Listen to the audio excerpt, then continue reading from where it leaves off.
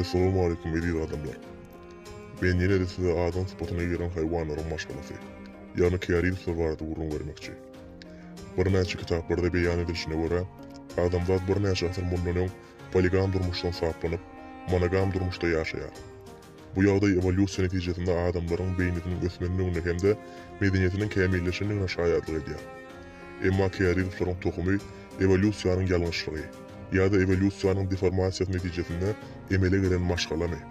Bu sorulğuna galyar. Kiyaril maşgalası barada işlerinde yakanı tutup toğu diýenim özüňem duýmaýar.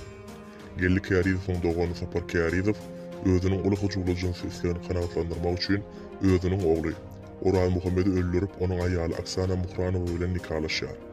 Sapar Kiyaril oglunyň 3 geçmänke Russiýa gidip häzir hem şol ýerde aýaly we ondan bolan 2 ogly bilen ýaşaýar.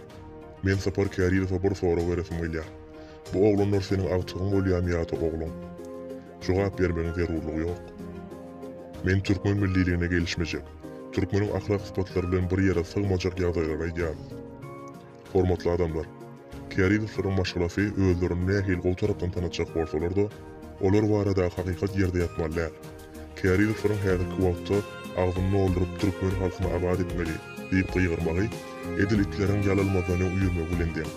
Gelli Kiyarilow, sen türkmen diýip gyýgyrmagyny özüňi, ogluňy, doganlaryňy düzelt.